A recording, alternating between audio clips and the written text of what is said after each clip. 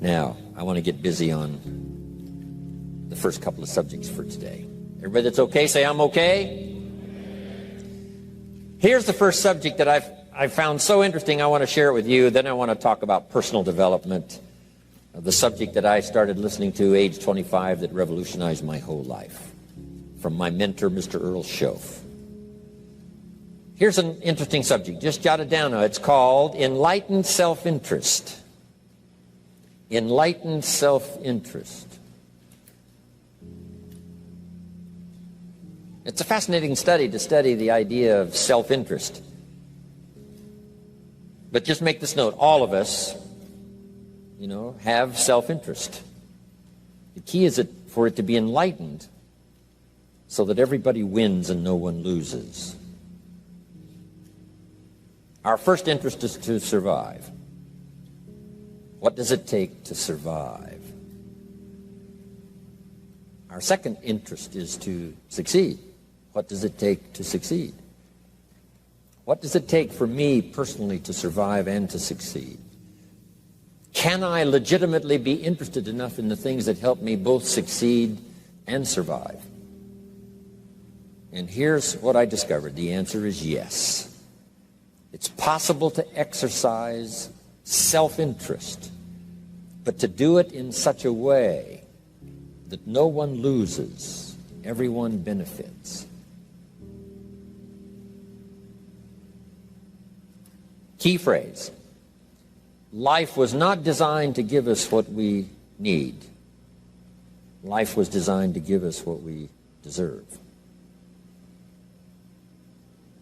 We do not reap a harvest in the fall because we need it. We reap a harvest in the fall because we deserve it. Not necessarily from a moral standpoint. Of course, there are some moral laws as well, spiritual and moral laws. But just the basic laws that simply say if you wish to reap, you must plant. So jot this down. Reaping is reserved for the planters. And the reason they reap is because they deserve it. They're the planters. They deserve to reap. Interesting Bible phrase that says, if you keep knocking, you'll find open doors. Good phrase to jot down. If you keep knocking, you'll find open doors. Doors of opportunity.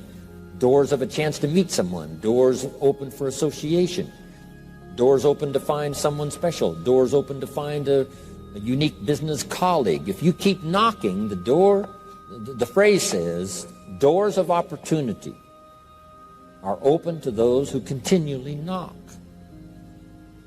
So we don't find open doors of opportunity because we need them. We find them because we deserve them. Only those who knock deserve to find an open door. But the promise is, if you continually knock, you'll find doors of opportunity. It says, if you search, you will find. So make the note, it's good. Finding is reserved for the searchers because they deserve it. Now, at first they may have needed it, but they now know that just needing it is not sufficient. But if they need it, now they must qualify for it. The reason why you're going to be blessed with good ideas this weekend is because you've come searching. You've gotten on an airplane to come searching. Got in your automobile to come searching. You got here searching. Now you're ready to receive. And for those who search, they will find answers. They will find plans, imagination to stir yourself into action for future benefit. So if you search, to find a good idea, you must go looking, go searching. You've got to go to church. You've got to go to class. You've got to go to the seminar. You've got to go to the library. You've got to go to the books if you wish to find. Rarely does a good idea interrupt you. Rarely. But if you will search, you will find. So we get not what we need, but we get what we deserve. It says if you ask, someone has an answer. If you keep asking, the answers belong to you, because by virtue of asking, you have qualified. So we don't get what we need, we get what we deserve. The mother on welfare should be taught in some small manner that hopefully she can begin deserving the welfare check. Not getting it because she needs it, but now starting to get it because she deserves it. If the welfare worker says to Mary, Mary, I brought a bucket of paint and a paintbrush, and the next time I come, if the door is painted and the fence here in front is painted, I give you the check for $450. Not that painting the door and painting the fence is worth $450. It's not worth that much, but it is the beginning of the process. So make that note. I want to begin the process of deserving. What would that be? What process should I begin engaging in to deserve good health, to deserve a good relationship, to deserve prosperity, to deserve an enterprise, to deserve the opportunity to build a city? What must I do to begin the process of deserving? So now the welfare worker comes back and the door is painted and the fence is painted, and now Mary gets the $450 to help take care of her children, not because she needs it, but because she's beginning to deserve it. Then the welfare worker thinks of some other project. She said, Mary, if these weeds are gone and this little garden is cultivated, when I come back, now that the door is painted and the fence is painted, if the weeds are gone and this little garden is cultivated, you get the $450. And step by step, a new life is emerging, learning the process of deserving it, not just needing. We teach our children at home, right? Child says, I need $10. So that language doesn't work here. There's plenty of money here, and the vaults are full. But to say I need $10 is not how you open the vault. So the child says what? Wow, how can I get that $10 that I need? So here's what they learn to say. How could I earn $10? Now the vault opens up. Now the money starts to flow. How could I earn $10? What could I do to earn the money? Not to get the money because you need it. Maybe you need the money. That's, all of us have needs. But here the key is to figure out how to open the vault, how to open the bank, how to open this unbelievable flow of resources to come our way. And here's the key: to deserve it, not to need it. You can't walk out to the field and say to the field, I need a crop. Here's what the field says. Here's what the ground says. Who is this clown that brings me his need but brings me no seed? So jot that down. Take your seed to the marketplace, not your need. Don't disclose your need to the marketplace, only your willingness. We'll talk about that a little later today. Because the marketplace is not interested in your need, but they are interested in your seed. They're interested in your willingness to work. They're interested in your disciplines. They're interested in your eagerness. They're interested in your vitality and your work ethic. That's what the marketplace is interested in. Not your need, but your seed. Okay. We get what we deserve.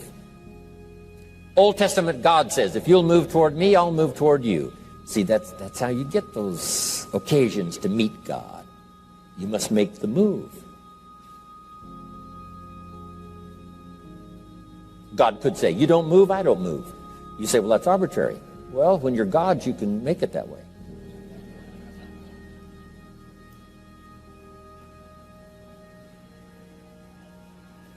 So, the law says if you wish to receive. Now let's talk about enlightened self-interest. If you wish to receive.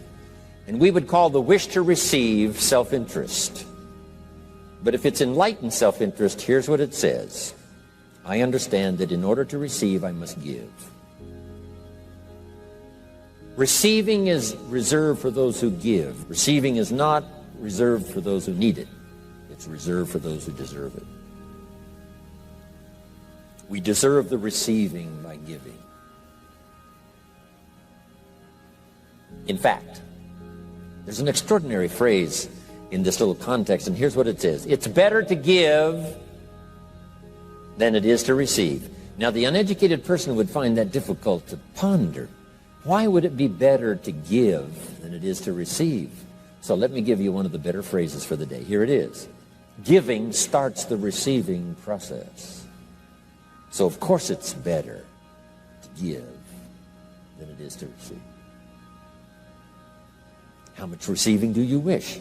You must start the giving process. For me to receive my additional fortunes for the future, not necessarily for the money, because I don't need the money. I take the money, but I don't need the money. But here's what I do need: for someone to say a year from now, 5 years from now, Mr. Rohn, that seminar helped to change my life. And for whatever reason, I was brought here to this place for this time. And later someone says that. See, to receive that kind of thanks, it's unbelievable. Here's what you cannot buy: that kind of thanks. You can't buy it with money.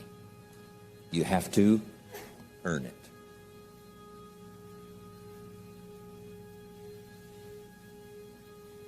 Now let's expand a little further now. That it's called the law of riches and wealth.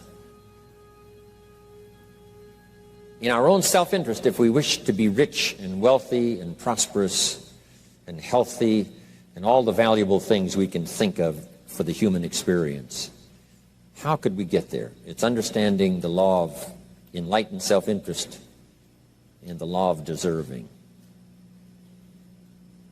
The question was asked in the Bible, how can we be great? What is the key to greatness? Great wealth, great return, great accolades, trophies to put on the mantle above the fireplace. How can we get great respect, great riches, great abundance for ourselves? How can we get that? And the answer was given, and here was the answer: find a way to serve. Find a way to serve the many. So I paraphrase it to read this: service to many leads to greatness. Service to many leads to greatness. Someone says, well, about the best I can do is take care of myself. That's okay. Self-care, has its own reward, but it's very limited. Somebody says, I can't be worried about other people's problems. I got enough problems of my own. That's okay. Self-defense is okay. Self-preservation is okay, but it has a very limited reward. If you wish to change that into abundance and prosperity and uniqueness, then here's what you must do: help solve other people's problems. Help find answers for someone else, not just for yourself, but for someone else. And in that kind of service, you now begin the process of greatness.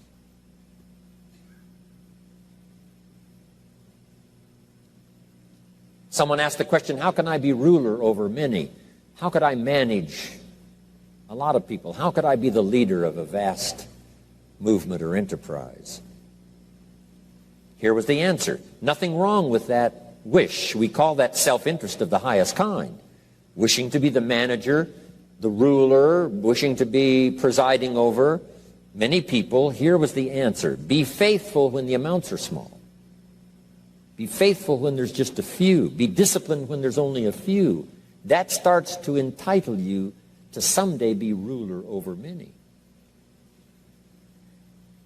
You say, well, if I had a big organization, I'd really run it with a strong hand and I'd be a fabulous leader. But I've only got a few and I don't know where they are. See, that's not going to work. If you wish to preside over riches, you must start when the amounts are small. Someone says, oh, if I had a fortune, I'd really take good care of it, but I've only got a paycheck, I don't know where it goes.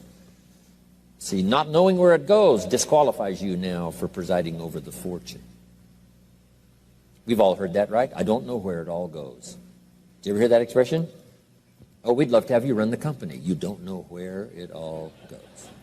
Somebody says, it just gets away from me. Oh, we'd love to have you run the world, right? It just gets away from you. Somebody says, it's only pennies and it's only a few.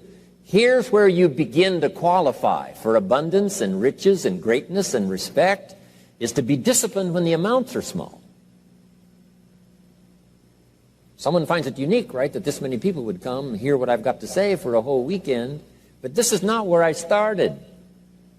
I started with just a few, but I was so on fire with the few, trying to translate for them in my awkward ways back then what had happened to me. My life got changed, my income got changed, my health got changed, everything got changed for the better. And now I've lived the most extraordinary life. But it started with my passion for just a few, to translate for just the few. Someone says, well, there's just a few here. You know, does this meeting matter when there's only a few? And the answer is yes. Jot this down. You never know who's in the audience, whether it's a few or 1,000 or whatever. But you got to be faithful when there's just a few. Tell your story when there's just a few. Be just as passionate about ideas that can change someone's life when there's just a few. Now you begin.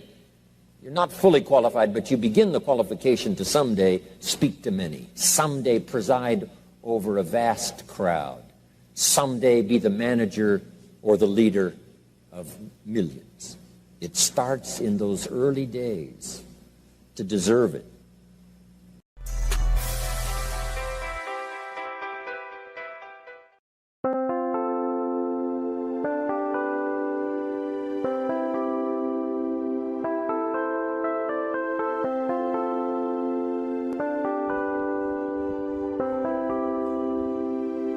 Chẳng được quên khi cơn mưa đêm lại về. Em nơi quên lời thề và ta như đông chìm sâu. Không còn mới em anh nhận màu. Em chỉ cần mơ đâu em bay. Chỉ còn là những cơn mưa vô giá. Cho bên mơ em không mơ ai. Anh một đêm mơ. Chỉ cần bên em không được cần nhớ. Và chỉ có em không muốn nhớ. Và người ta bên nhau như ngã tơ. Muốn nhớ em say. Em chỉ có mấy em ở đây. Và muốn chết đi nhưng không muốn em mãi mãi. Tình yêu làm cho ta đau đầu. Cùng em như làm hâm mộ. Anh như đứa mong cầu. Và mưa bên em ngủ sầu. Chắc có mãi mãi em mơ. Chỉ có bên em nhưng đừng khó mơ. Mà đã dài. Em muốn bên ai. Anh không mong gì hơn. Chỉ mong em sẽ ở đây ôm anh thật gần. Anh chỉ mong đôi ta được có nhau. Mà đừng em đâu anh có em. Một đêm bên anh có em.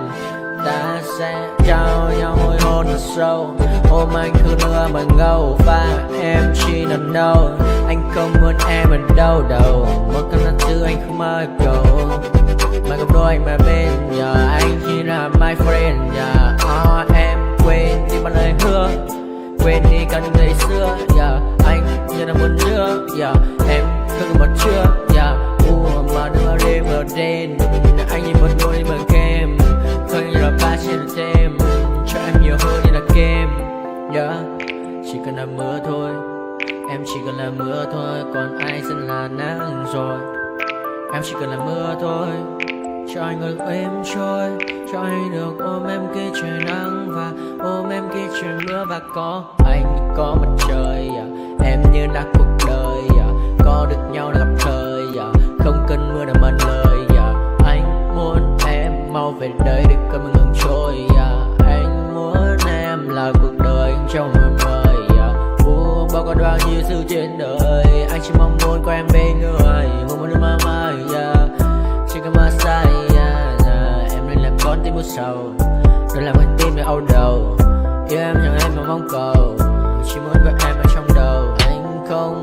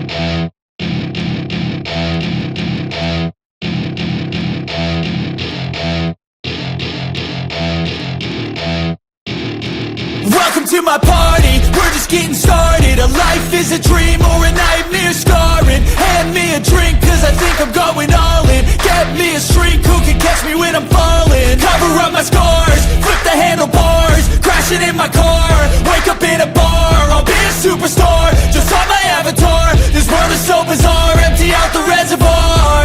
Yeah, I'm taking 6 shots, yeah, straight to the face. And I wanna get lost, I'm sick of this place. Don't know how to stop when I'm feeling this way. So I'm taking 6 shots till I'm feeling okay.